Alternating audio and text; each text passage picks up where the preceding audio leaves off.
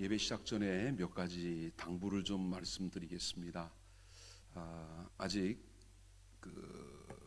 우리 정부나 지자체에서 이렇게 사람들이 많이 모이는 다중시설, 특히 이제 종교시설 예배에 대한 우려가 많이 큽니다.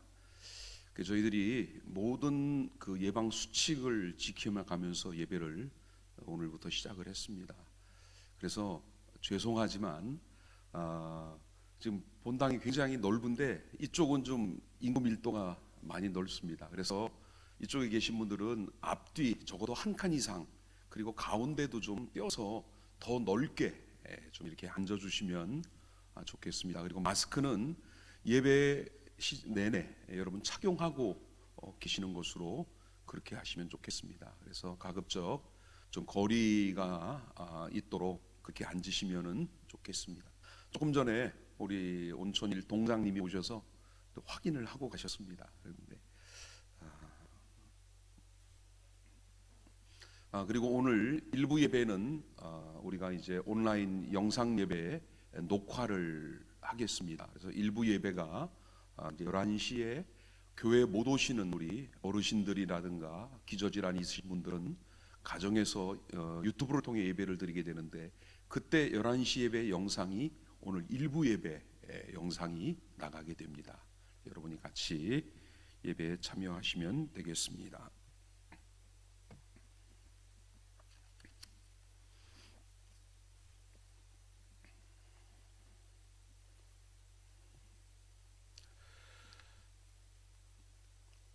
(2020년) 부활주일 하나님 앞에 일부 예배를 드리겠습니다. 우리 다 같이 일어나셔서 찬송가 161장 함께 찬양합니다.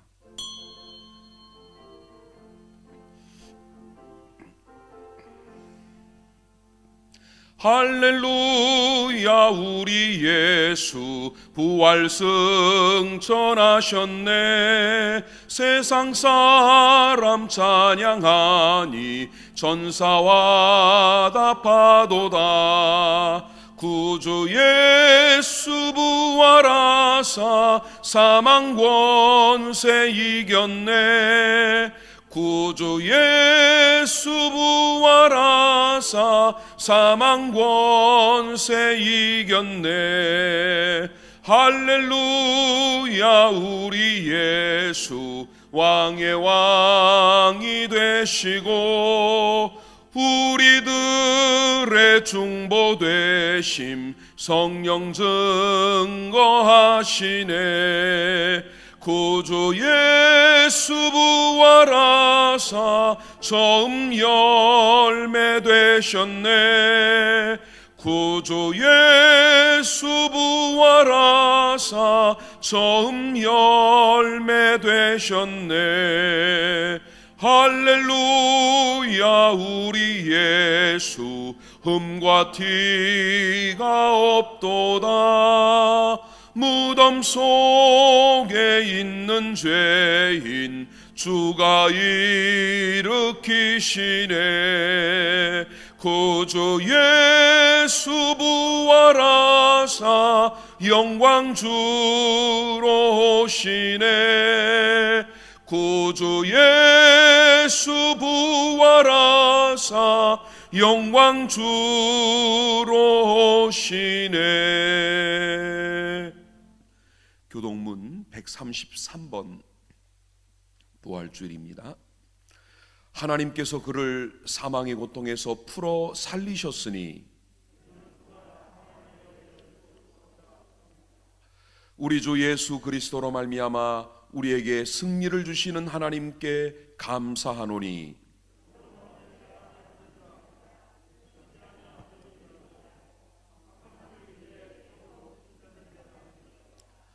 이 말을 할 때 예수께서 친히 그들 가운데 서서 이르시되 너희에게 평강이 있을지어다 하시니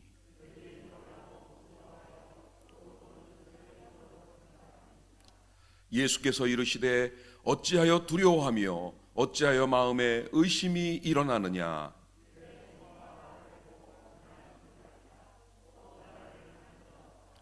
영은 살과 뼈가 없으되 너희 보는 바와 같이 나는 있느니라.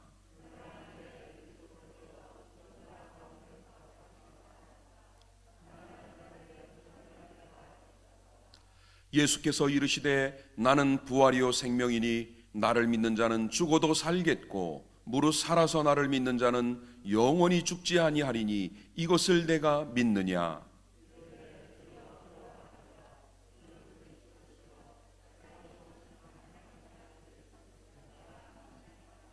아멘. 사도신경으로 신앙 고백 드리겠습니다. 나는 전능하신 아버지 하나님 천지의 창조주를 믿습니다. 나는 그의 유일하신 아들 우리 주 예수 그리스도를 믿습니다.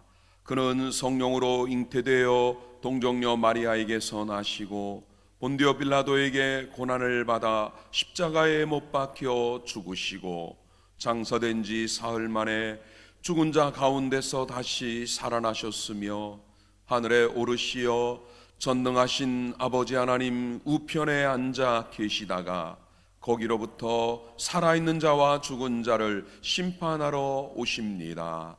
나는 성령을 믿으며 거룩한 공교회와 성도의 교제와 죄를 용서받는 것과 몸의 부활과 영생을 믿습니다. 아멘. 자리에 앉으셔서 160장 함께 찬양드립니다.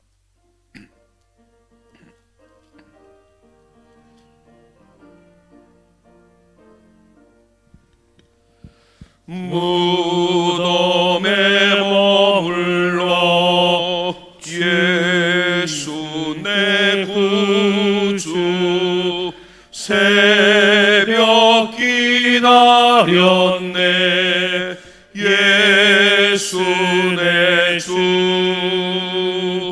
원수를 다 이기고 무덤에서 살아나셨네 어둠을 이기시고 나와서 성도와 함께 길이 다스리시네 사셨네 예수 다시 사셨네 헛되이 지키네 예수 내 구주 헛되이 봉하네 예수 내 주 원수를 다 이기고 무덤에서 살아나셨네 어둠을 이기시고 나와서 성도와 함께 길이 다스리시네 사셨네 예수 다시 사셨네 거기 못 가두네 예수 내 구주 우리를 살리네 예수 내 주 원수를 다 이기고 무덤에서 살아나셨네 어둠을 이기시고 나와서 성도와 함께 길이 다스리시네 사셨네 예수 다시 사셨네. 예배를 위해 이창우 안수 집사님 기도하겠습니다.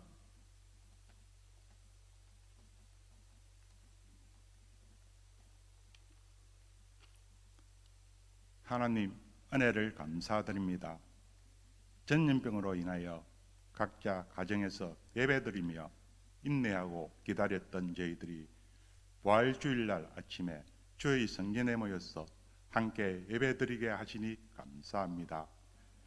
십자가에서 온 인류의 대를 담당하시고 구원의 역사를 이루시고 죽음에서 부활로 우리의 산 소망이 되신 예수님을 찬양합니다.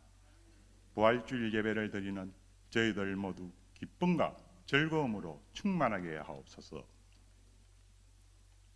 자비로우신 하나님, 세상 살면서 품었던 교만과 욕심 그리고 온갖 더럽혀진 마음과 생각들을 주님 앞에 내려놓고 회개합니다. 저희들의 죄를 용서하여 주시옵고 정결하게 된 심령으로 다시 주님 앞에 온전히 설 수 있도록 인도하여 주시옵소서. 코로나19라는 전염병으로 온 세계가 아직도 혼란과 불안 가운데 있습니다. 이 질병을 통하여 세상을 향한 하느님의 뜻이 무엇인지 깨닫는 시간들이 되기를 원합니다. 인간의 한계와 나약함을 깊이 체감하고 하나님 앞에 겸손한 모습으로 회복되기를 간절히 원합니다. 전염병으로 일상이 무너짐을 경험하고 나니 평범한 하루가 얼마나 소중한 것인지를 절실히 알게 되었습니다. 지금까지 누렸던 저희들의 일상이 모두 하나님의 은혜와 인도하신 가운데 이루어졌음을 감사드리며 범사에 감사하며 살아가기를 원합니다. 이번 주에는 국민을 위한 일꾼을 뽑는 선거가 있습니다. 진정으로 나라를 위하고 국민을 위하는 일꾼들이 뽑히기를 간절히 원하오니 이러한 사람을 잘 선택할 수 있도록 바른 판단력을 저희들에게 주시기를 원합니다. 나라마다 지역마다 경제가 무너져서 수많은 사람들이 생활이 어려운 가운데 있습니다. 이 힘든 시간들을 잘 견뎌낼 수 있도록 희망과 용기를 주시며 속히 경제가 회복될 수 있도록 도와주시기를 간절히 원합니다. 언제나 우리 교회를 지키시고 성령의 임재 가운데 이끌어 주심을 감사드립니다. 저희 몸된 교회가 하나님의 기쁨이 되는 교회가 되며 세상 풍파에 흔들리지 않고 든든히 서서 성령의 위로가 넘치는 교회가 되도록 역사하여 주시옵소서. 생명의 말씀을 전하시는 목사님을 성령의 권능으로 붙잡아 주셔서 말씀을 선포하실 때 저희들의 듣는 귀가 열리고 강하고 담대한 믿음으로 새롭게 변화되어 행함이 있는 모습으로 살아가게 하옵소서. 모든 말씀을 우리의 소망 되신 예수님의 이름으로 기도드렸습니다. 아멘.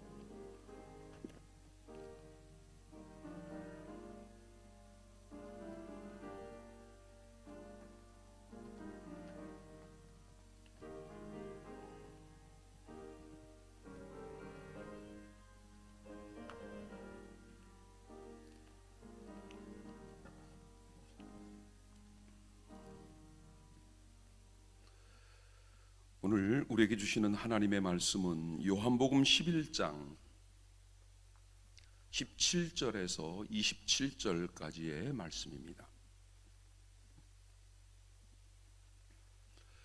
요한복음 11장 17절에서 27절, 신약성경 165쪽입니다. 우리 한 절씩 화면을 보면서 같이 읽겠습니다. 예수께서 와서 보시니 나사로가 무덤에 있은지 이미 나으리라.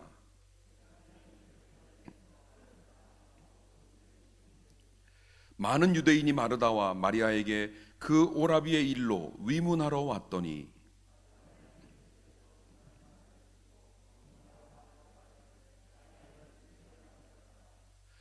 마르다가 예수께 여짜오되 주께서 여기 계셨더라면 내 오라버니가 죽지 아니하였겠나이다.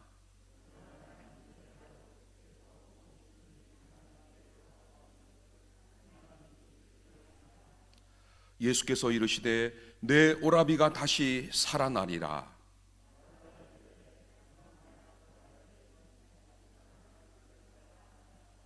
예수께서 이르시되 나는 부활이요 생명이니 나를 믿는 자는 죽어도 살겠고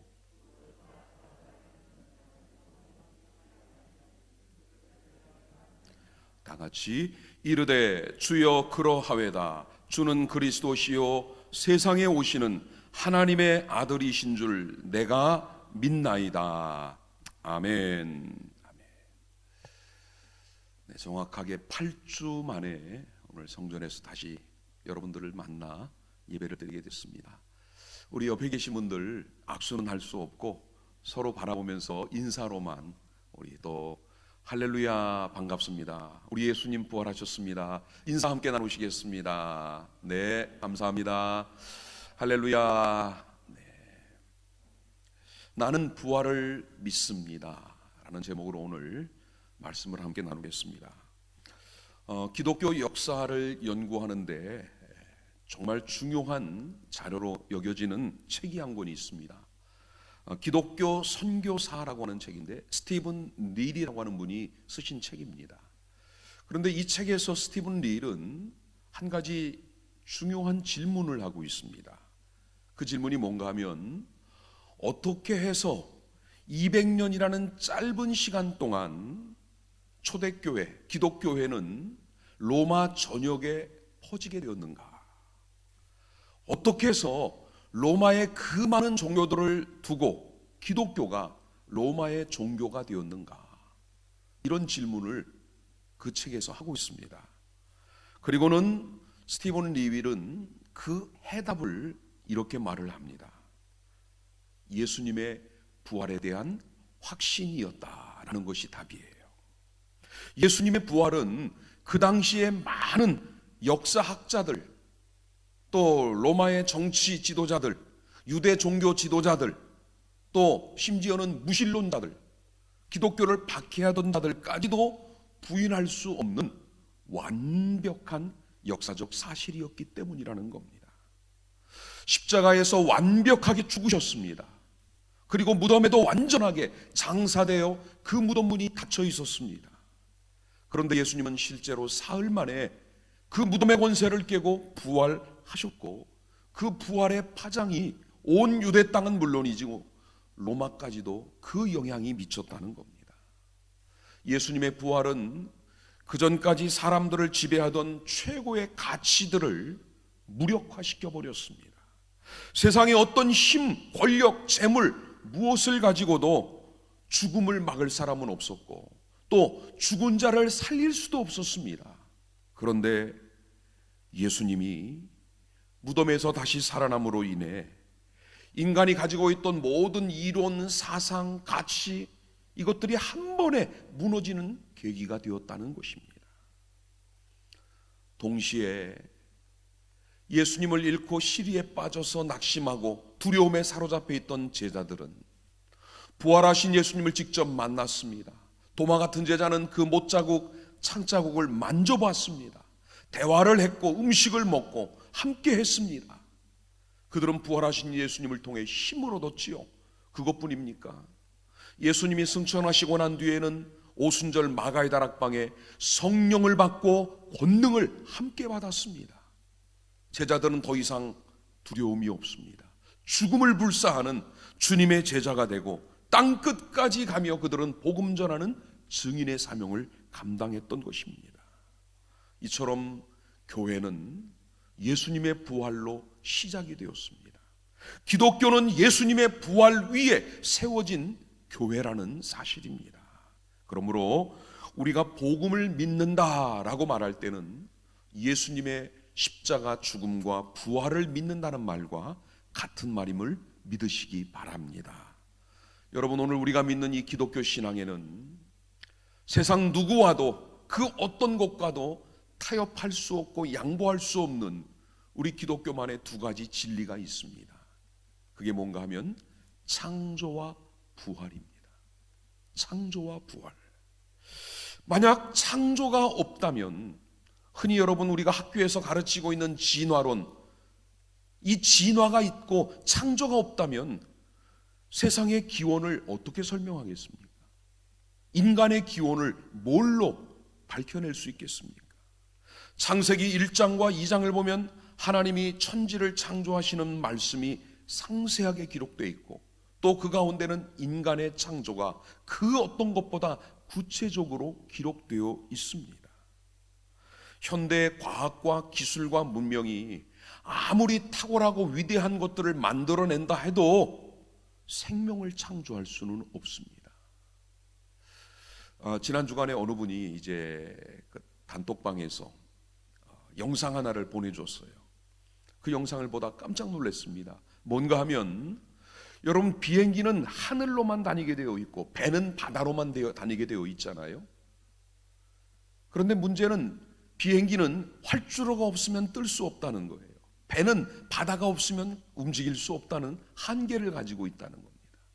이 둘을 합치면 어떨까라는 생각에서 사람들이 연구를 합니다. 위그선이라는 것을 만들어냈어요. 바다 위에서 1m 50cm, 150cm 높이로 떠서 달리는 겁니다. 이게 비행기입니까? 배입니까? 여러분 생각에는 이게 배라는 겁니다. 그래서 이 선급 허가까지 받았대요. 내년에는 울릉도하고 포항과 울릉도를 8명을 태우고 운행을 한답니다. 이게 개발이 완료되면 200명의 승객을 태우고 비행기만큼의 속도로 달려가는 거죠. 그 정도는 안 돼도 엄청난 속도로 바다 위를 떠서 달릴 수 있다는 거예요. 인간의 기술이 이 정도입니다. 그런데 이것을 보고 인간이 창조했다라고 말할 수는 없습니다. 인간은 창조의 능력이 없는 거죠. 또 생명공학 연구를 통해 인간의 수명을 많이 연장시킨 것도 사실입니다. 또 각종 질병을 치료하는 신약이 개발되는 것도 사실이에요. 그런데 우리가 이번 코로나 사태를 보면서 절실히 깨닫지 않습니까? 도대체 이 바이러스를 잡을 수 있는 백신, 이 치료약은 언제 만들어지는 겁니까? 이것 하나에도 속수무책인 우리 인간의 이게 한계 아니겠습니까? 아무리 인간의 지혜와 능력과 기술이 뛰어나 많은 것들을 만들어낸다고 해도 그거는 연구요, 개발이요, 제조일 뿐이지 창조, 무에서 유를 만드는 생명의 창조는 인간에게는 능력 밖의 일이라는 것입니다. 여러분, 또 하나는 부활입니다. 창조가 하나님만의 전유물이라면 부활은 기독교만이 선포할 수 있는 진리입니다. 이 부활이라는 말 속에는 그냥 죽은 자가 살아났다라는 것이 끝이 아니에요. 그 속에는 인간의 죄, 타락, 그리고 하나님의 사랑, 용서, 구원, 생명, 이런 모든 진리가 함축되어 있는 단어가 부활이라는 사실입니다. 하나님에 의해 창조된 피조물 인간이 교만하고 불순종하고 범죄하여 선악과를 따먹고 타락해서 죄인이 되었습니다. 그 죄인의 결말은 뭐지요? 영원한 죽음입니다. 그런데 사랑의 하나님은 그 인류를 사랑하시고 구원하기 위해 독생자 예수 그리스도를 세상에 보내주셨고 그 아들이 우리를 대신하여 모든 죄를 담당하고 십자가에 죽으심으로 우리의 죄가 사함 받았습니다. 여러분, 이 십자가를 통해 하나님의 공의, 세상과 인간을 향한 하나님의 공의는 세워졌지요. 우리의 죄는 대속 사함을 받았어요. 깨끗해진 겁니다. 그런데 만약 거기가 끝이라면 인간에게는 소망이 있을까요? 우리의 죄가 사함받고 우리 죄가 용서받은 것으로 끝난다면, 그게 전부라면 인간은 뭡니까? 죄 사함을 받고 또 죄 짓지 않는 사람이 있을까요? 우리가 아무리 예수님의 십자가를 통해 죄 사함을 받았어도 우리는 또 다른 죄 또 짓고 평생을 짓고 살지요. 죄 사함 이후가 중요합니다. 십자가 이후가 중요한 거잖아요. 그게 바로 부활입니다. 부활은 새롭게 태어난 생명, 즉 주님의 십자가를 통해 죄 사함을 받은 영혼이 소유하게 된 영원한 생명을 상징하고 있는 겁니다. 인간의 시작과 끝이 뭐예요? 출생과 사망입니다. 주님 안에서 새롭게 시작되는 우리의 시작과 끝은 거듭남, 중생과 부활이라는 사실입니다. 그래서 예수님의 십자가 은혜로 사는 오늘 이 자리에 있는 여러분과 저는 죽음으로 모든 것이 끝나는 것이 아니라 예수님의 부활을 통해, 그리고 우리의 부활을 통해, 영적인 부활을 통해 새로운 생명으로의 시작을 시작하는 것입니다. 오늘 본문에 나오는 나사로의 부활 사건, 바로 이 부활 사건은 가까이는 예수님의 부활을, 멀리는 우리 믿는 자들의 마지막 날의 부활을 보여주는 예고편과 같은, 보통 우리 흔히 말하는 티저 영상이라고 하지요. 예고편입니다. 이 주님이 나사로를 살리신 오늘 이 사건은 요한복음의 가장 대표적인 표적 가운데 하나입니다. 여러분, 요한복음을 보면은, 요한복음에는 예수님이 메시아, 그리스도, 신성을 가진 분이라는 것을 드러내는 7개의 표적이 나옵니다.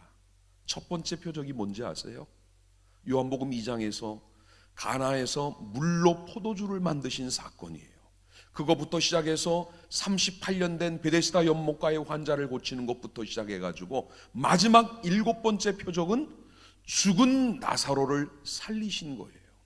이 마지막 7번째 표적은 이 7개 표적 가운데 마지막이면서 가장 크고 위대한 표적이 바로 오늘 이 본문의 사건입니다. 왜 그런지 아십니까? 죽은 자가 다시 사는 부활은 자연 법칙상 있을 수 없는 일이기 때문입니다. 또 어떤 인간도, 누구라도 죽은 자를 살려낼 수 있는 사람은 없기 때문이라는 거예요.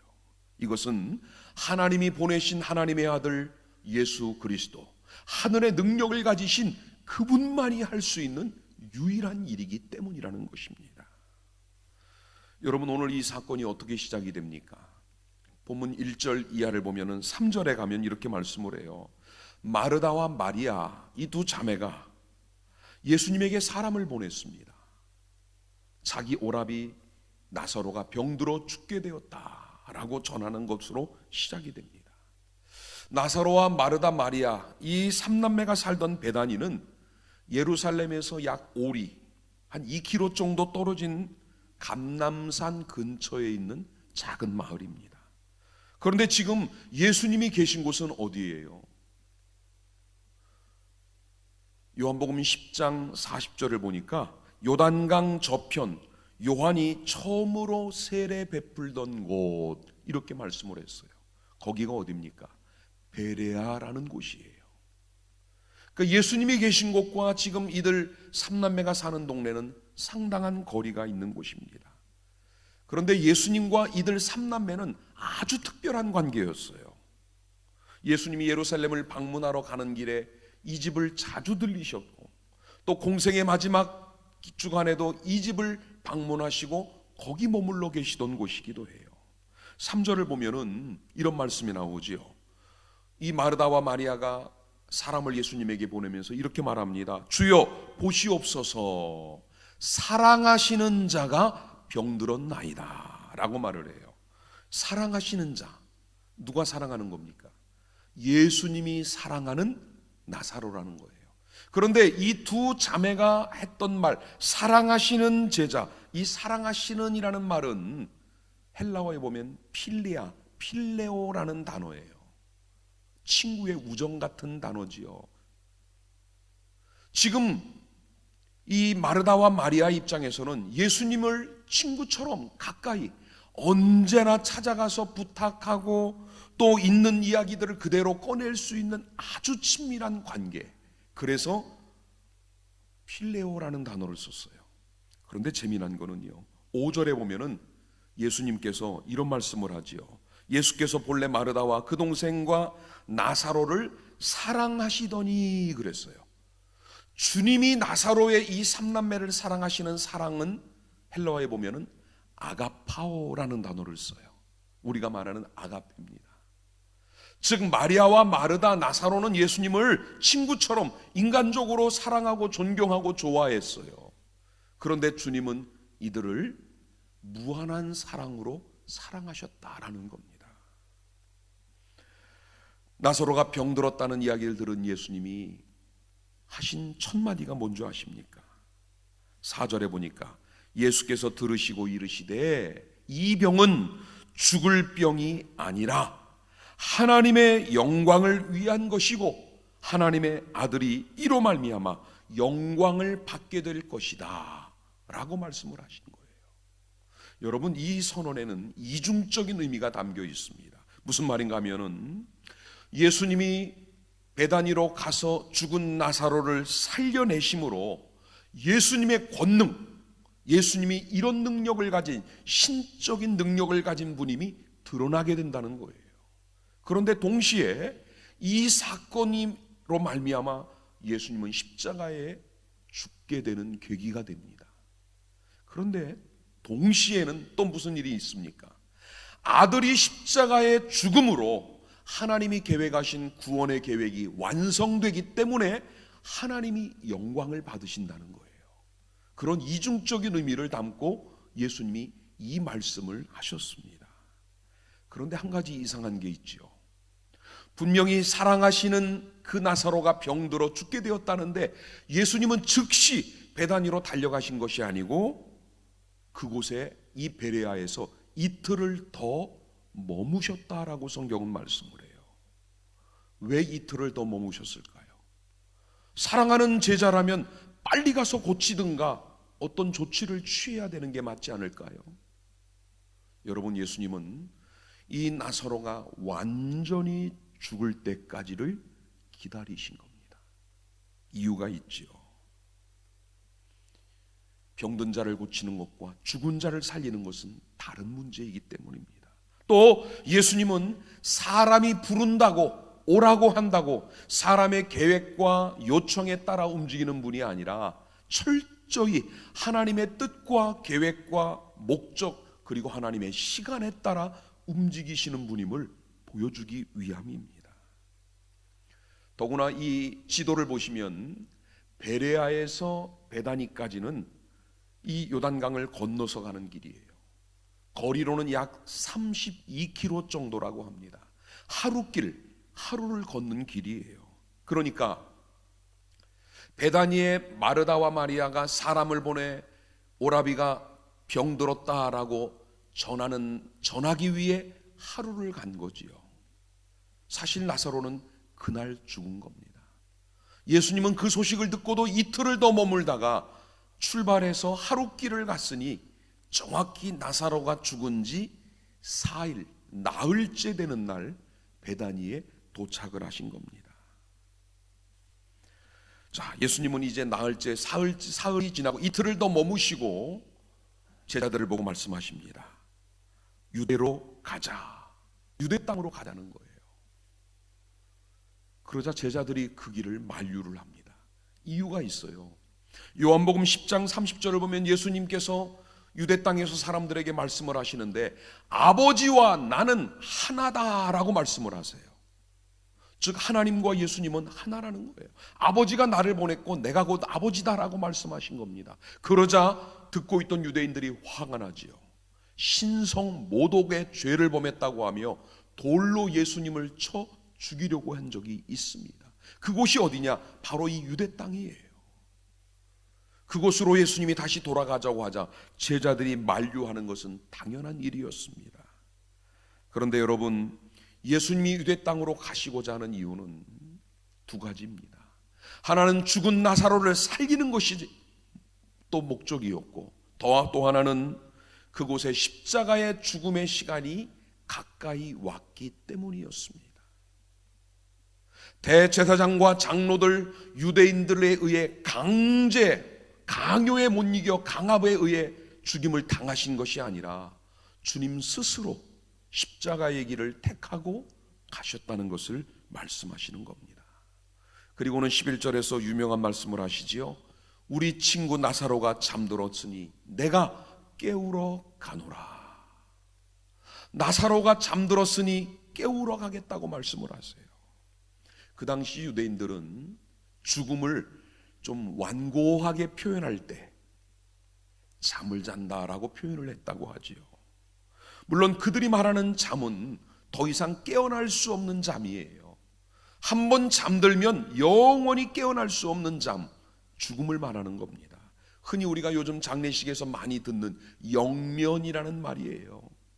그런데 예수님이 말하는 나사로가 잠들었다라는 이 잠은 다시 깨어날 가능성이 있는 잠, 아니 정확히 말하면 예수님이 그곳에 도착하면 나사로가 다시 깨어날 수 있는 잠을 자고 있는, 여러분들도 그렇지 않아요? 어젯밤 주무실 때 오늘 이 부활주의를 기대하며 사모하며 잠을 드셨을 거예요. 내일 일어나야 된다라고 하는 그 기대감, 믿음이 있고 잠이 들지 않았습니까? 저도 마찬가지예요. 어젯밤에는 솔직히 잠이 안 오더라고요. 내일 성도들이 과연 이 코로나 속에서 얼마나 예배 오실까? 예배 오는 성도들의 마음이 어떤 마음일까? 2달 만에 밟는 이 성전 예배당에 저희들의 마음이 어떤 마음일까? 별별 생각이 다 들어요. 빨리 자야 되는데 12시가 넘어가는데도 잠이 오질 않아요. 그런데 한 가지는 분명합니다. 내일 일찍 일어나서 준비하고 말씀을 전해야지 라는 확신이 있는 잠을 잤습니다. 여러분, 예수님은 우리를 영원한 잠에 내버려 두시는 분이 아닙니다. 우리가 이 땅에서는 잠깐 잠이 들어 다음날 아침에 깨어나는 것처럼 육신의 죽음이라는 잠을 만날지라도 주님이 우리를 부르실 때 우리는 다시 그 잠에서 깨어 부활의 몸으로 주님 맞이하게 될 줄을 믿으시기 바랍니다. 그런데 제자들이 문제였어요. 우리 친구 나사로가 잠들었다, 깨우러 가자라고 했더니만 이 제자들은 진짜로 나사로가 잠이 든 줄 아는 거예요. 그래서 예수님이 14절에 뭐라고 말씀을 합니까? 나사로가 죽었느니라. 나사로가 죽었다고 솔직히 말씀하신 거예요. 이미 나사로가 죽었어요. 사람들이 예수님에게 오던 그날 바로 나사로는 죽은 겁니다. 그렇다면 죽은 나사로를 위해 뭐 하러 가십니까? 라고 제자들이 물을 수도 있지요. 그러자 예수님은 바로 이렇게 말씀을 하십니다. 내가 나사로 죽음의 현장에 없었던 것, 그곳에 계시지 않은 것을 기뻐한다라고 말씀을 합니다. 자, 여러분, 놀라운 진리가 이 말씀 속에 담겨 있어요. 예수님이 그곳에 계셨다면 물론 나사로는 죽지 않았지요. 왜? 예수님이 그 병을 고치실 것이 분명하니까. 그런데 나사로가 죽은 것이 오히려 기쁘대요. 주님이 그곳에 계시지 않은 것이 기쁘시다는 겁니다. 무슨 이유일까요? 제자들이 예수님이 병든 자를 고치는 것들을 많이 경험했습니다. 예수님에게는 병을 고치는 능력, 병든 자를 치유하는 능력이 있음을 그들도 알고 믿습니다. 그런데 죽은 자를 살리는 것은 병든 자를 고치는 것과는 전혀 다른 또 다른 능력이에요. 그 놀라운 역사적인 현장을 그들이 목격을 하게 될 것이기 때문에 기뻐한다는 거예요. 제자들의 믿음을 위해서, 확신을 위해서 이 말씀을 하신 겁니다. 자, 이렇게 하룻길을 가 베다니에 도착을 했더니 나사로는 이미 죽어 나흘이 되었어요. 장례도 다 끝냈고 무덤에 안장하고 그 입구를 돌로 막아놓은 겁니다. 그 당시 유대인들은 이런 생각이 있었답니다. 사람이 죽으면 영혼이 그 죽은 시신, 육체 주위를 3일 동안 머물다가 그 다음에 나흘째 되는 날 스올, 이 깊은 음부로 들어가기 때문에 4일이 되기 전에는, 그 3일 동안 영혼이 떠도는 그 기간에는 다시 살아날 수도 있다라고 믿었대요. 그래서 그들은 보통 3일 장례를 하는 겁니다. 3일 동안은 영혼이 다시 그 속에 들어와 살아날 가능성이 있다. 우리가 생각하는 말도 안 되는 이야기지요. 그런데 그 당시 유대인들이 그런 믿음을 가지고 있어요. 그런데 나사로가 죽은 지 나흘 되었다는 말은 뭐예요? 그럴 가능성도 이제는 끝났다라는 얘기입니다. 그래서 무덤에 안장하고 입구를 돌로 막아놓은 거예요. 이제 모든 장례 상황은 종료가 되었다는 말입니다. 당시의 장례 풍습에 따르면 로마 사람들은 보통 석관을 썼다고 해요. 이 돌로 관을 만들어서, 그리고 그 관을 온갖 문양을 새기고 화려하게 꾸며서 권력 있고 부자일수록 더 크고 화려하게 관을 만들어서 그 속에 시신을 담았대요. 반면에 유대인들은 관을 사용하지 않았습니다. 그냥 몸 위에 세마포라든가 천으로 두르고 매장을 했지요. 그 이유는 창세기 3장 19절을 믿었기 때문입니다. 거기 보면은 너는 흙이니 흙으로 돌아갈 것이니라. 그래서 유대인들은 시신이 빨리 썩어서 없어지면 흙으로 돌아갔다라고 믿었던 거예요. 그런 가치관에 따라 관은 쓰지 않고 갈대로 만든 들것 위에 시신을 천으로 세마포로 싸서 운반을 하고 이런 동굴 같은 곳에 놓고 무덤을 입구를 막은 거지요. 오늘 나사로도 아마 이런 방식의 장례를 진행한 것이 분명합니다. 자, 예수님이 드디어 베다니에 도착을 하셨습니다. 예수님이 베다니 마을에 들어오신다는 소문을 듣고는 마르다가 예수님을 맞이하러 나갑니다. 그런데 마리아는 그대로 집에 있는 거예요. 왜 집에 있었겠습니까? 오늘 본문에 보니까 예루살렘에서 베다니까지는 오리 2km 정도예요. 또 나사로가 그 베다니 마을에서는 유명한 사람입니다. 요즘 우리말로 말하면 유지, 명사예요. 많은 조문객들이 찾아왔을 겁니다. 온 동네 사람들이 다 문상을 왔을 거예요. 마리아는 집에서 그들을 영접하고 대접을 하고 바빴어요. 그런데 이거는 표면적인 이유고, 또 하나 마리아의 마음속에는 불만이지요. 원망입니다. 이건 언니 마리아도 똑같아요. 누구에 대한 불만입니까? 예수님에 대한 불만이지요. 왜 빨리 오시지 않았느냐는 거예요. 마르다가 뭐라고 말합니까? 21절에 보니까 이렇게 말하지요. 주께서 여기 계셨더라면 내 오라버니가 죽지 아니하였겠나이다. 자기 오라비 나사로가 죽은 것은 병으로 인해 죽었는데 그 책임을 예수님에게 돌리고 있어요. 예수님이 계셨으면 오라비는 죽지 않았는데 결과론을 말하고 있는 겁니다. 이 말을 바꾸면 무슨 말이에요? 예수님이 계셨다면 우리 오라비는 고침을 받고 죽지 않았을 수도 있는데 왜 이렇게 늦게 오셨습니까? 라는 말이에요. 더구나 이 마리아는 예수님이 이틀을 더 머물고 나사로가 병들었다는 말을 듣고도 이틀을 더 지나서 나흘째를 있는 날 오신 거예요. 아까 말씀드린 것처럼 유대인들이 가진 사고에 의하면 3일 안에는 부활할 가능성이 있는데, 다시 살아날 가능성이 있는데 그 3일을 넘겨서 왔다는 거예요. 왜 하루라도 더 빨리 안 오셨느냐? 그 이야기를 지금 마르다가 하고 있는 겁니다. 마리아에게도 그런 불만이 있어서 나오지 않았습니다. 물론 마리아는 나중에 예수님이 그 마리아를 만나 함께 무덤으로 가지요. 여러분, 마르다가 가진 믿음의 한계가 딱 여기까지였습니다. 예수님의 병 고치는 능력을 신뢰해요. 믿어요. 그런데 죽은 자까지 살리시는 능력은 믿지 못한 겁니다.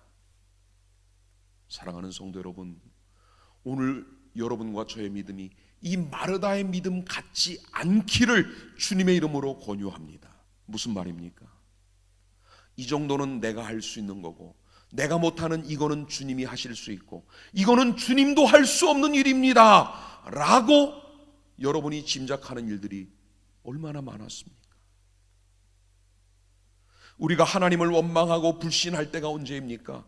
그분에게는 이런 능력이 없다고 생각할 때, 아무리 주님도 하나님도 이거는 안 된다라고 생각하는 우리 나름대로의 기준과 판단, 그 한계를 정해놓았기 때문 아닙니까? 이 믿음의 한계가 오늘 이 시간 예수의 부활과 함께 깨지시기를 주님의 이름으로 축복합니다. 자, 그러자 예수님이 오늘 23절에서 이런 말씀을 하지요. 내 오라비가 다시 살아나리라. 내 오라비가 다시 살아나리라.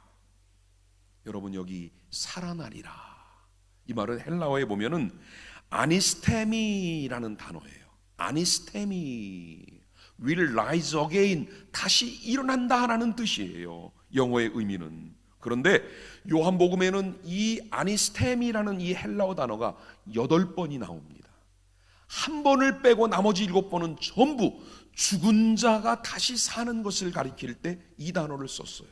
심지어는 요한복음 20장 9절에 가보면 예수님의 부활을 언급할 때도 이 아니세템이라는 이 단어가 쓰여지고 있다는 거예요. 무슨 말입니까? 오늘 나사로가 다시 살아나리라, 이 선포, 나사로가 다시 사는 것은 가까이는 예수님의 부활을, 조금 멀리는 마지막 때 있을 주 안에서 먼저 죽은 우리 믿음의 성도들이 주님의 다시 오시는 그 소리에 부활할 것을 말씀해주고 있는 내용이라는 겁니다. 그러자 마르다가 24절에 보면은 이렇게 대답을 하지요. 마지막 날 부활 때에는 다시 살아날 줄을 내가 아나이다. 예수님 말씀에 마르다도 믿음을 고백했어요. 그런데 마르다의 믿음은 무슨 믿음이에요? 지금이 아니라 마지막 날에라는 겁니다. 여러분, 굉장히 중요합니다. 이 말씀이 오늘 25절 26절 예수님의 부활 선포와 연결이 되고 있어요. 예수님은 지금의 부활을 말씀하시려고 하는데 마르다는 마지막 날의 부활을 믿고 있는 거예요. 사랑하는 성도 여러분, 신앙은 소망이라는 먼 미래를 보는 것도 물론이지만 현실을 부정하고 지금을 떠나서는 안 돼요. 우리가 천국을 바라보고 산다고 말하는 건 분명하지만 오늘을 최선을 다해 사는 게 더 중요해요. 이게 그리스도인의 삶이지요. 주님 다시 오실 재림의 날 천국 가면 어떻게 살 텐데, 그리고 지금은 엉망으로 살아요. 아무것도 안 해요. 이거는 신앙이 아닙니다.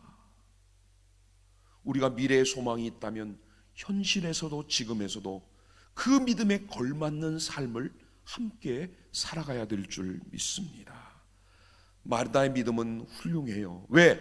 그 당시 부활을 믿지 않던 사두개인들도 있었는데 이 마르다는 부활을 믿고 있잖아요. 물론 마르다의 믿음은 마지막 날에 있을 부활이지 지금의 부활은 꿈도 꾸지 못한 거예요. 그런데 예수님이 그곳 이 베다니 그리고 나사로의 무덤 앞에 도착하셨을 때 모든 상황은 바뀌게 됩니다. 예수님은 25절 26절에서 종말론적 부활이 아닌 현재의 부활에 대해서 선포하시지요. 자, 우리 오늘 본문 가장 중요한 25절 26절을 다 같이 한번 읽으시겠습니다. 예수께서 이르시되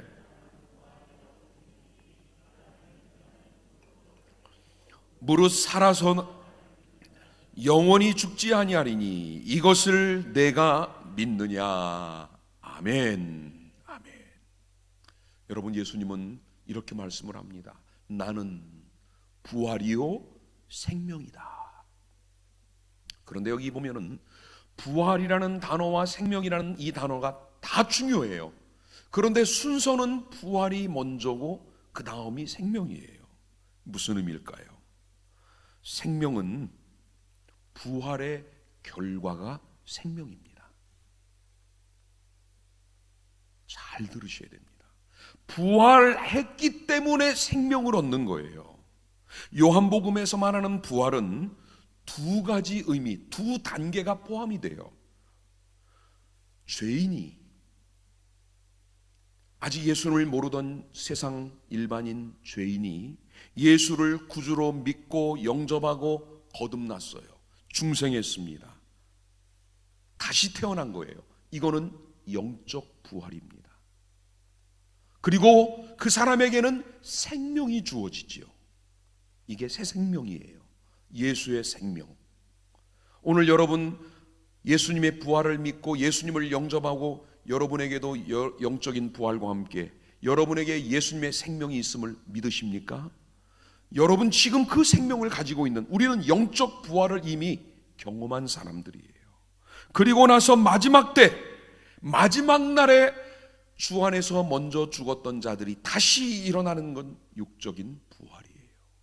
이 부활은 두 단계로 이루어지는 겁니다. 생명도 마찬가지예요. 우리가 예수를 믿고 거듭나면서 얻게 되는 부활의 생명, 영적인 생명과 또 마지막 천국에 가서 우리가 영원히 살게 될 또 다른 생명, 우리에게는 이 생명이 주어지는 겁니다. 예수님의 부활 선언 가운데 보면은 죽어도 살 것이고 또 뭐라고 말합니까? 영원히 죽지 않을 것이고, 결국은 같은 얘기예요. 죽지 않는다라는 얘기입니다. 그런데 이 말씀은 진리이면서 듣는 우리들, 그냥 일반 논리로 보면은 모순의 말이지요. 여러분, 이 세상에 태어난 사람 중에 죽음을 맛보지 않을 사람은 아무도 없습니다. 이것은 사람에게 정해진 하나님의 진리 원칙이기 때문이에요. 그런데 오늘 이 선언이 말하는 게 뭘까요? 비록 예수를 믿는 성도, 영적 부활의 생명을 가지고 있어도 육체적으로는 한 번은 죽는다는 겁니다. 다만 그것이 끝이 아니라는 말씀이에요. 육적으로는 죽어도 영적으로는 영원히 사는 생명을 이미 가지고 있다라는 겁니다. 여러분, 25절에 보면 살아서 나를 믿는 자, 이 26절에 말씀하고 있죠. 그런데 이 말은 25절에 말하는 나를 믿는 자와 같은 말이에요. 나를 믿는 자, 그렇잖아요. 예수님을 믿으려면 살아있는 자들이 믿는 거 아닙니까? 지금 우리가 여기 말하는 살아서 믿는 자라는 말은 영적 부활을 경험하고 예수님의 생명을 가지고 예수를 믿는 자, 누굽니까? 오늘 우리 그리스도인들을 말하는 거예요. 오늘 우리들에게는 하나님 주시는 생명과 부활의 은혜가 보장되어 있다라는 겁니다. 정리하면 이 말씀이에요. 예수를 나의 구주로 믿고 영접하여 거듭난 성도는 이미 영적인 부활을 경험한 그리스도인, 하나님의 사람이에요. 우리 안에는 영원한 생명, 영적인 생명이 있습니다. 비록 이 땅에서 우리의 수명을 마치고 우리가 육체의 죽음을 맞게 되더라도 주님이 다시 오시는 그날에 죽은 자를 부르실 때 우리는 다시 일어나게 될 것이라는 소망을 선포하고 있는 것입니다. 그리고는 예수님은 26절 마지막에서 마르다에게 질문 하나를 하십니다. 이 질문은 부활신앙, 즉 지금 부활이 있을 것에 대한 믿음을 확인하기 위한 질문이에요. 이것을 내가 믿느냐라고 물으시지요. 이것을 내가 믿느냐? 뭘 믿느냐는 거예요. 죽어도 살고 살아서 믿는 자는 영원히 죽지 않는다는 이 말을 믿느냐? 이 속에는 지금 내가 행할 이 부활의 기적을 내가 믿을 수 있겠느냐라는 질문이에요. 자, 그러자 27절에 보면 마르다가 놀라운 대답을 합니다. 자, 우리 다 같이 한번 읽어보겠습니다. 이르되 주여 그러하외다. 주는 그리스도시요 세상에 오시는 하나님의 아들이신 줄 내가 믿나이다. 아멘. 여러분, 마르다의 대답은 주여 그러하외다, 이걸로 끝납니다. 이거면 충분해요. 부활을 말씀하신 예수님이 이것을 내가 믿느냐? 네, 주님 믿습니다. 그러면 됐잖아요. 그런데 마르다는 거기에 플러스 알파의 믿음을 고백해요. 그 고백은 가이사랴 빌립보에서 베드로가 했던 고백과 똑같아요. 무슨 고백입니까? 이렇게 말하고 있죠. 주는 그리스도시요 세상에 오시는 하나님의 아들이십니다. 여러분, 놀랍지 않습니까? 마르다의 믿음이 이렇게 달라지고 있어요. 예수님이 부활을 말씀하시자 주님 내가 믿습니다. 부활을 믿습니다. 그런데 그 부활은 마지막 때 아닙니까? 아니다. 지금 부활의 역사가 일어난다. 이것을 내가 믿느냐? 주님 믿습니다. 주님은 그리스도고 하나님의 아들이시기 때문입니다. 놀라운 믿음이에요. 그런데 한 가지 반전이 있어요. 마르다와 마리아가 예수님과 함께 무덤을 찾아갔습니다. 마르다는 예수님이 말씀하신 부활을 믿는다고 했는데 막상 오라비가 장사되어 있는 무덤 앞에 서는 순간 죽음의 권세가 믿음을 눌러버리고 있는 거예요. 다시 믿음이 흔들리기 시작을 합니다. 예수님이 뭐라고 그랬습니까? 돌을 옮겨놔라. 살리시겠다는 거잖아요. 그런데 마리아는 이렇게 말합니다. 이미 죽은 지 나흘 돼서 썩어 냄새가 나고 있습니다. 불가능하다는 거지요. 예수님이 하시려는 일을 막아서고 있는 겁니다. 어쩌면 마르다의 믿음이 오늘 우리들의 믿음과도 똑같아요. 성경의 진리, 하나님의 말씀, 약속 우리는 믿습니다. 분명히 믿어요. 이 성전에서는. 그런데 막상 세상에 나가서 문제가 우리 앞에 똑 버티고 있는 순간 마치 돌이 무덤문을 막고 있는 것처럼 그 순간에는 그 믿음이 없어지는 거예요. 현실이 더 커 보이고 문제가 더 커 보이고 내 힘과 능력은 물론이요 아무리 하나님의 말씀과 약속도 그것을 능가하지 못한다는 불신앙이 그 순간 자리 잡게 되는 겁니다. 그러자 예수님이 11장 40절을 보면 이렇게 말씀을 합니다. 내 말이, 우리 한번 다 같이 읽어볼까요? 시작.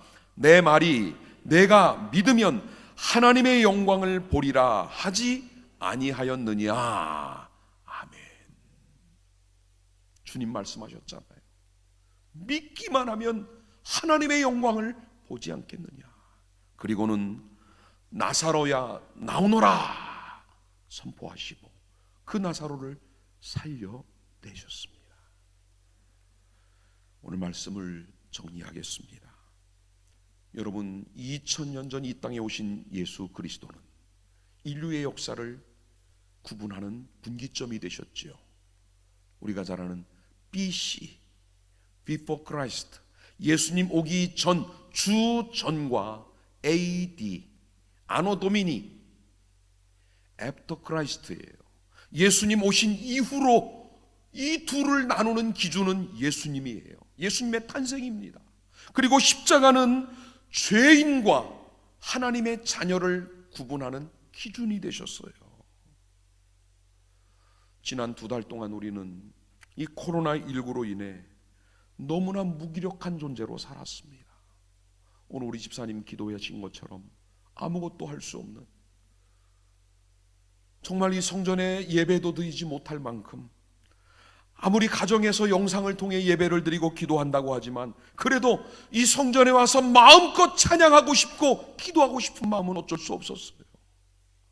평소 믿음의 교제를 나누던 성도들이 보고 싶은 마음, 또 매일 오고 가던 돌아다니던 이 성전의 구석구석 곳곳이 그리운 건 어쩔 수 없는 겁니다.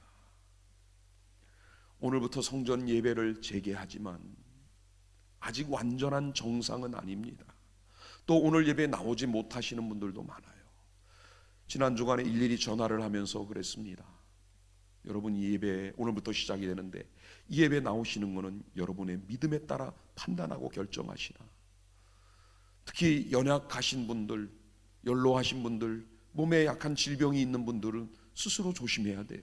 아직까지는 모든 것이 완전히 이전으로 돌아올 때까지는 조심스러운 겁니다.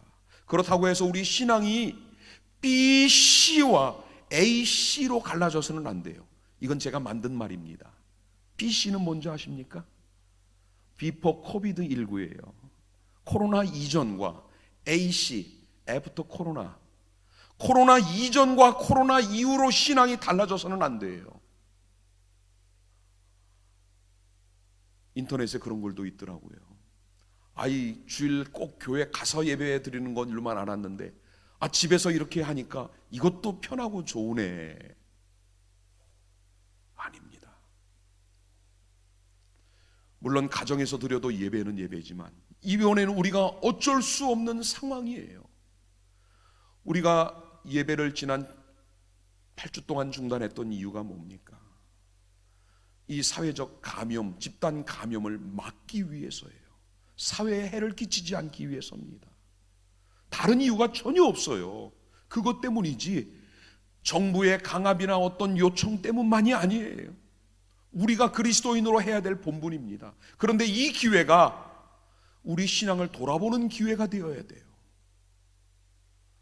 성전의 예배가 너무나 당연한 것으로 알았는데 예배를 드리지 못하는, 처음에 한두 주는 이상하다가 몇 주 되니까 편안하다가 이제는 마음이 막 답답하고 견딜 수 없어지는 이 마음들, 그게 정상이에요. 사모하는 마음이 생기는 게 정상입니다. 여러분, 믿음은 가슴에만, 머리에만, 의지에만 있는 믿음이 아니라 현실과 삶에서도 동일해야 믿음이 되는 겁니다. 성령으로 충만했던 초대교회 성도들 보십시오. 교회에 있을 때나 집에 있을 때나 한 마음으로 동일하게 하나님을 찬양하고 예배하고 또 그 삶에서는 예수의 증인으로 살지 않았습니까? 오늘 여러분과 저의 믿음이 이런 믿음이 될 수 있기를 소망합니다. 미국 오클라호마에서 목회하는 페리라고 하는 목사님이 뱀과 예수라는 글을 쓰셨어요. 그 내용이 이런 내용입니다. 한 마리 큰 뱀이 있었는데 이 물속에서 크고 작은 물고기들은 막 먹어치우는 겁니다. 물고기들은 그 뱀을 만날까봐 전전긍긍 도망을 다니고 숨고 언제 잡혀먹을지 모르는 두려움 속에 삽니다. 그런데 어느 날 이 큰 뱀이 날카로운 지느러미를 가진 물고기 한 마리를 삼켰습니다. 이 물고기는 뱀의 뱃속에 들어가 이제 죽음을 기다려야 되는데, 그런데 이 물고기는 이대로 죽기를 원하지 않았습니다. 이 캄캄한 물고기, 이 뱀의 뱃속에 어둠 속에 머물고 있지 않기 위해 그는 자기의 날카로운 지느러미를 사정없이 흔들어댑니다. 사정없이 옆으로 부딪혔습니다. 결국 뱀의 배가 갈라집니다. 그리고 이 지느러미를 가진 물고기가 밖으로 뛰쳐나오자 그 뒤를 따라 수많은 물고기들이, 크고 작은 물고기들이 함께 이 뱀의 뱃속에서 밖으로 나오고 이 뱀은 죽고 맙니다. 여러분, 이 이야기가 뭘 상징하는지 감이 오시지요? 뱀은 뭘 상징합니까? 죽음이라는 괴물, 사탄이에요. 날카로운 지느러미를 가진 이 물고기는 뭐를 가리킵니까? 예수 그리스도를 가리키는 거예요. 그렇습니다. 이 뱀으로 상징하는 괴물, 이 사탄은 죽음이라는 무기를 가지고 창세기 3장 이후로 지금까지도 이 땅의 모든 인류를 위협합니다. 겁박을 하고 있습니다. 가장 우리를 두렵게 만드는 이 죽음을 가지고 우리에게 오고 있습니다. 그러다가 날카로운 지느러미를 가진 세상에 구주로 오신 저 십자가를 지신 예수마저 삼켰습니다. 예수마저 십자가에 죽게 만들었지요. 그리고는 자기가 승리자요 세상의 전부인 줄 알고 교만했습니다. 그러나 주님은 3일 만에 부활하셨습니다. 그 부활의 주님을 따라 오늘 우리도 함께 물고기 뱃속에서 나온 구원받은 성도들이 된 줄 믿습니다. 이제 죽은 자가 예수를 믿고 예수를 따르기만 하면 사망에서 생명으로 나올 줄 믿습니다. 예수님만 부활하신 것이 아닙니다. 예수를 믿고 따르는 모든 성도 역시 영적 부활을 이미 얻었고 영적 생명을 소유하고 있습니다.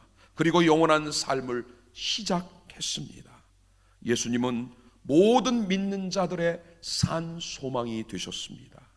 이제 우리의 무덤문은 활짝 열려져 있음을 믿으시기 바랍니다. 이 시간에 그 새 시대와 새 생명을 우리에게 주신 그 주님을 부활의 주님으로 맞이하고 높이고 찬양하고 증거하는 우리의 삶이 되시기를 주님의 이름으로 축복합니다. 우리 본문에 나오는, 화면에 나오는 우리 두 구절을 다 같이 한번 큰 소리로 고백하며 말씀을 마칩니다. 나는 예수님의 부활을 믿습니다. 나도 장차 예수님처럼 부활할 것도 믿습니다. 아멘. 기도하겠습니다. 하나님 감사합니다.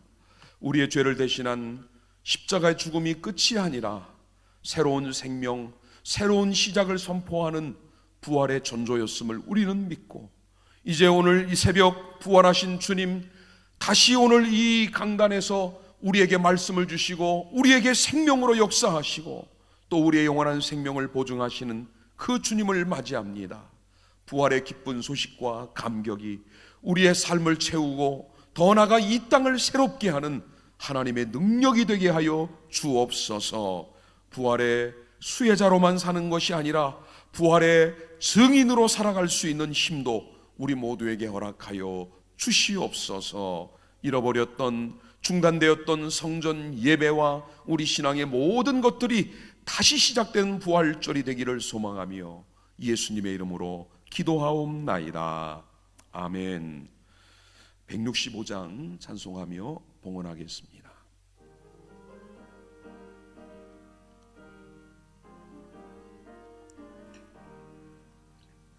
주님께 영광, 다시 사신 주, 사망 권세 모두 이기시었네. 흰 옷 입은 천사 돌을 옮겼고 누우셨던 곳은 비어 있었네. 주님께 영광, 다시 사신 주, 사망 권세 모두 이기시었네. 부활의 주님 나타나시사 두려움과 의심 물리치셨네. 주의 교회 기뻐 찬송하여라. 다시 사신 주님 죽음 이겼네. 주님께 영광, 다시 사신 주, 사망 권세 모두 이기시었네. 생명의 임금, 영광의 주님, 주님 없는 삶은 헛될 뿐이라. 주의 사랑으로 세상 이기고 요단 건너 본향 가게 하소서. 주님께 영광, 다시 사신 주, 사망 권세 모두 이기시었네.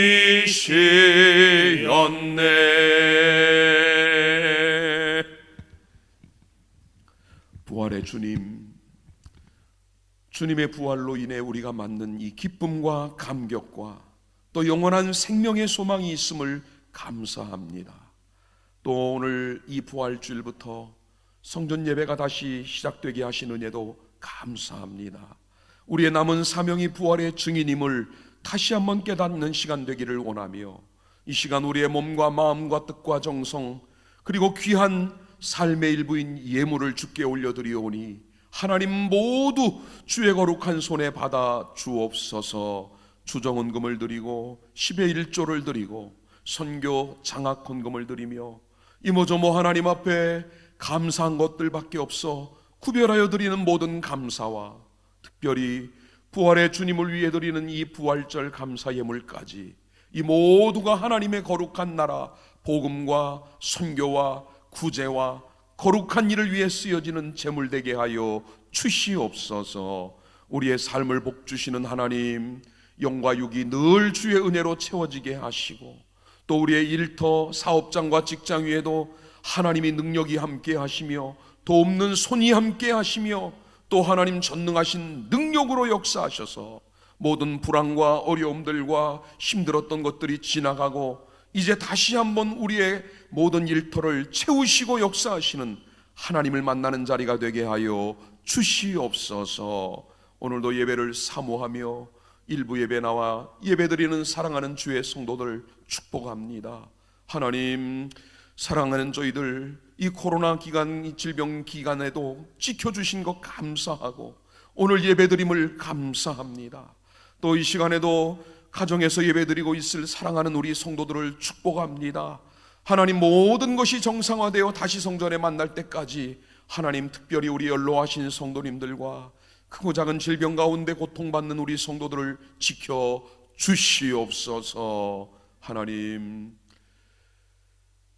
나라와 복음을 위해 헌신하고 있는 많은 선교사님들, 또 하나님 이 코로나로 인해 정말로 하나님 어려움의 현장에 선 우리 작은 교회, 임대교회의 사랑하는 교회와 성도들과 목회자들 하나님께서 붙들어 주시고 이 어려움을 이겨낼 수 있도록 힘을 더해 주시옵소서. 우리 성도들 가운데서도 하나님 크고 작은 질병으로 고통받고 있는 분들이 있습니다. 또 하나님 사랑하는 우리 장봉순 권사님, 박래용 권사님, 하나님 아버지 이제 또 요양병원에 입원하셨다는 소식을 듣습니다. 귀한 우리 여종들을 하나님 손에 붙드시고 지켜주시고, 또 하나님 지금도 병석에 계신 사랑하는 주의 권속들 언제 어디서든 하나님 능력의 손으로 함께하여 주옵소서. 아버지 하나님, 우리 또 온라인 개학을 맞은 중3, 고3 학생들도 있고, 또 아직 개학을 하지 못한 우리 사랑하는 우리 어린 아이들, 학생, 청년들, 하나님께서 그들의 학업에 지장이 없도록 지혜, 명철, 지식의 은사로 도와여 주시기를 원합니다. 원하옵기는 이번 주 수요일에는 이제 21대 국회의원을 선출합니다. 하나님, 당리당략보다도 정말로 국가와 국민과 지역을 위해 일할 신실하고 정직하고 하나님 비전과 소망을 줄 수 있는 정말 좋은 일꾼들이 바로 세워지도록 우리 유권자 국민들에게도 하나님 올바른 선택할 수 있는 지혜를 더해 주시옵소서. 아직도 코로나로 인해 어려움을 겪는 지역들이 있고, 또 하나님 아버지 또 방역에 어려움을 겪는 지역도 있는 줄 압니다. 모든 상황들이 더 좋아질 수 있도록 하나님 지켜주시길 원하며, 또 세계 곳곳에 어제 하루는 2,000명이 넘는 사망자가 발생한 나라도 있습니다. 하나님 소중한 생명들을 지켜주시고 속히 모든 방역, 모든 전염이 차단되어 다시 일상으로 돌아올 수 있도록 주님 도와 주옵소서. 지금 이 나라 경제뿐 아니라 세계 경제가 침체일로에 있습니다. 하나님 다시 한번 길을 열어주시고 회복의 은혜를 더해 주시옵소서. 지금은 우리 주 예수 그리스도의 은혜와 아버지 하나님의 크고 놀라우신 사랑과 성령님의 감동, 감화, 인도, 보호, 교통 충만하신 은혜가 부활의 주님과 함께 이 성전 예배로 하나님 영광 돌리는 사랑하는 주의 성도들과 가정과 삶의 현장에서 영상으로 예배드리는 모든 성도들, 그리고 이 나라 국방을 담당하는 국군 장병들과 우리 믿음의 아들들 위에 해외에 있는 우리 성도들, 타지에 있는 우리 모든 자녀들까지 그들 위해 지금부터 영원토록 함께하여 주시기를 간절히 축원하옵나이다. 아멘.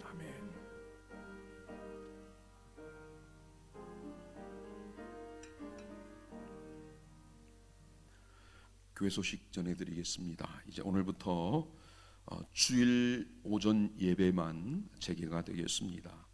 당분간은 1부 8시 30분, 2부 11시, 3부 오후 2시 세 예배가 동일한 방식으로 진행이 됩니다.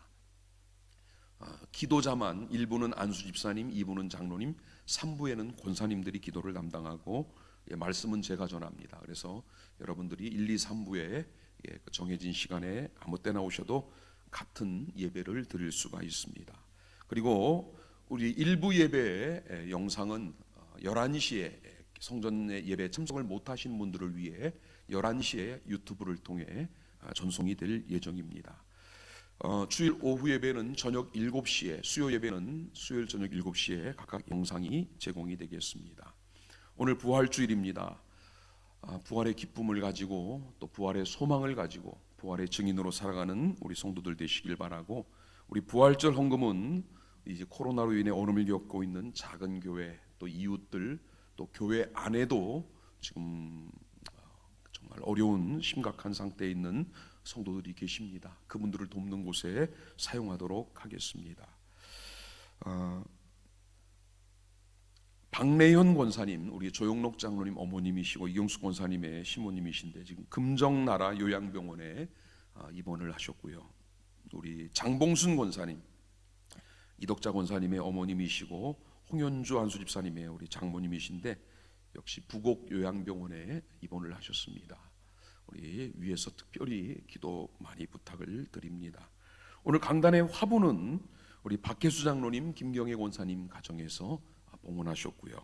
또 오늘 여러분 나눠드리는 떡은 정규헌 안수 집사님, 박기영 권사님, 우리 쌍둥이 손자 손녀를 보셨습니다. 여러분 축하해 주시기 바랍니다.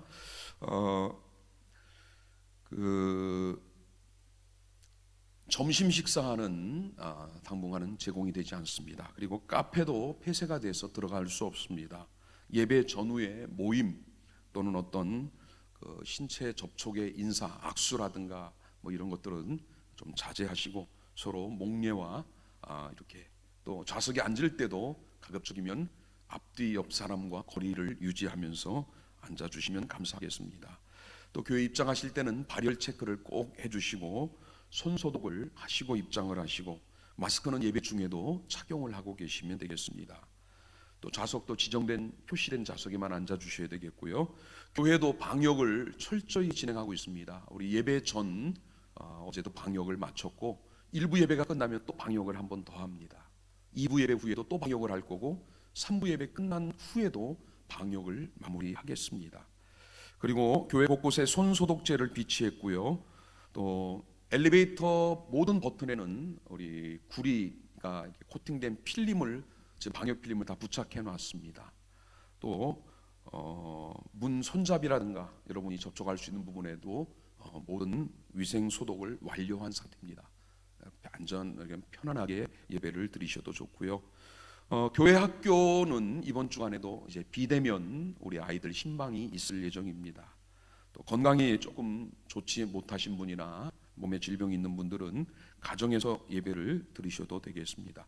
그리고 오늘 나가실 때 여러분들에게 선물을 하나씩 준비했습니다. 마스크를 2장씩 여러분에게 드리겠습니다. 이 마스크는 우리 교회 강봉자 집사님의 아들 이정민 집사님이 지난주 월요일에 손소독제 한 박스하고 마스크 1000장을 가져오셨습니다. 그래서 우리 성도님들에게 오늘 2장씩을 나눠드리도록 하겠습니다. 다만 이 공장에서 바로 생산을 한 거라 시중에 파는 것처럼 뭐 외부에 긴 포장지로 되어 있지는 않고요. 한 장씩 비닐에 포장이 돼서 밀봉되어 있습니다. 그러니까 여러분이 뜯어서 착용을 하시면 되겠습니다. 우리 다 같이 일어나셔서 주 하나님 독생자 예수, 우리 찬송가를 주 하나님 독생자 예수 우리 함께 1절과 3절만 찬양하겠습니다.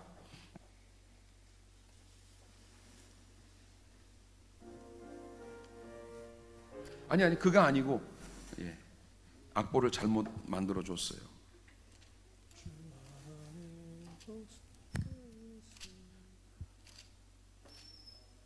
주 하나님 독생자 예수.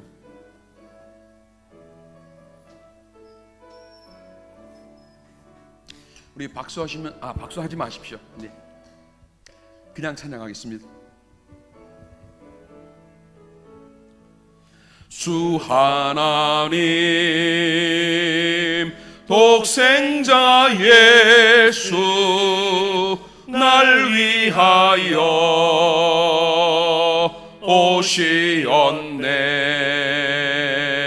내 모든 죄 용서하시고 죽음에서 부활하신 나의 구세주, 살아계신 주, 살아계신 주, 나의 참된 소망, 걱정 근심 전혀 없네. 사랑의 주네 갈 길 인도하니 내 모든 삶의 기쁨 늘 충만하네. 3절 하겠습니다. 그 안에서 거듭난 생명 도우시네. 주의 사랑 참 기쁨과 확신하시고 예수님의 도우심을 믿으며 살리